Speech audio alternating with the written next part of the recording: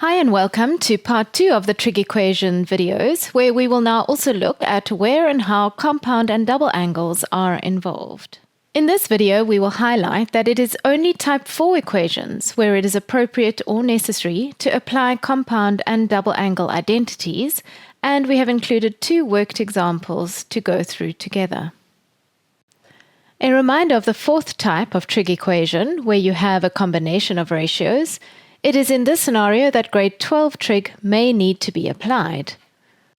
If we think back to the very first example we solved, where the equation was sine of 2x equals tan 225 cos 210, even though there is a double angle here, we simply solved it as a type 1 equation, a ratio equaling a value, solving for 2x first and then finally for x.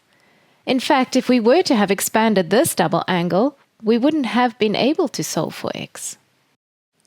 Okay, so we'll continue on with question 6. Here it asks us to solve for x in the following equation, giving the general solution. This counts as a combination of ratios because even though 2 of the terms contain cos, they are not like terms because their angles differ. And so this is definitely a type 4 trig equation. Think about what you could do here in order to be able to factorize, and pause the video to give it a try. Remember from your theory, there are 3 choices of expansion for cos of a double angle, so how do you choose? We use the context of the other terms and ask what would we need in order to factorize. In this example, because we have a cos term and a constant term, it is going to be best to keep it all in terms of cos. By choosing this option, we've created a trinomial which can then be factorized. And from these brackets, we have 2 further scenarios. The first gives us that cos of x equals minus a half, and for the other to be 0, cos of x would need to equal 3, which is not possible. This means we just need to tackle this equation, which is a type 1, a ratio equaling a value.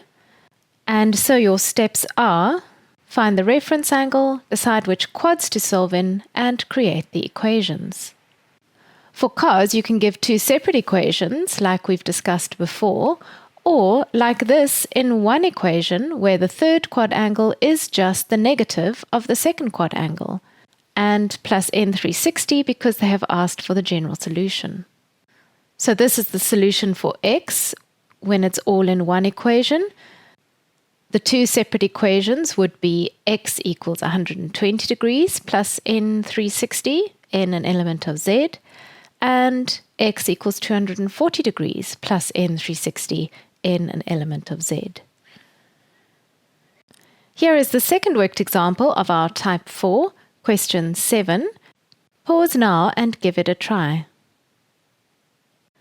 Hopefully you felt confident enough to give this question a try. Let's have a look through the solution together now. First of all, this is definitely a type 4 with the combination of ratios. Here it is sine double angle that needs to be expanded, and there is only one option for this, so go for it and then look to see what next step could be possible. There are 4 terms, so factorize using grouping.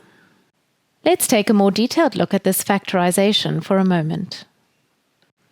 If we look here at the factorizing options, there are in fact 2 possible ways to group these terms. This first term could be grouped with 2 sine squared x or with minus cos x. So let's look at option 1 first. Once these 2 terms are grouped, what is then left to group is the minus cos x and the minus sine x. With these, make sure to be careful with your signs. Within this bracket, 2 sine x is a common factor, which if we take out, we are then left with cos x plus sine x in the bracket. This bracket, cos x plus sine x, is then common and leaves us with 2 sine x from this term and minus 1 from this term. For the second option, once these 2 terms are grouped, we are left to group the terms 2 sine squared x and minus sine x. If we then take out the common factor of cos x from this bracket and sine x from this bracket, we then have 2 sine x minus 1 as a common bracket. And that leaves us with cos x plus sine x here.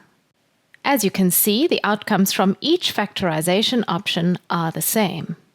We will now continue to work through the solution to question 7, so if you were stuck on the factorization and want to give yourself another moment to finish it, then pause now to do so. And so if we continue now with the solution to question 7, once we've completed the factorization, we have the product of two brackets equaling 0, which gives us two further scenarios to consider. The first is that cos of x equals minus sine x. Do you recognize this as a type 4? Cos and sine with the same angle, and so we will need to apply the tan identity.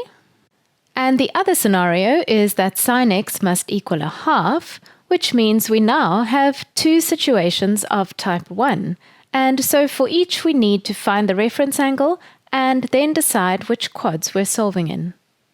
Remember, you've been asked to solve for x giving the general solution, so make sure to do this as your final step in both cases. We encourage you to practice more questions on equations in our Grade 12 Maths Turn 1 study guide. You'll see the questions involving Grade 12 Trig are included in the second part of the Trig module.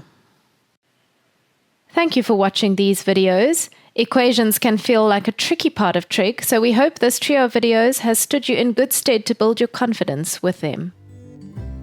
Check out the video description below for practice questions from our study guides.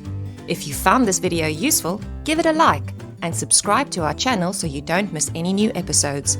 Follow us on Instagram or Facebook to stay on top of the latest TAS news and launches. So that's it for now from The Answer Series, your key to exam success.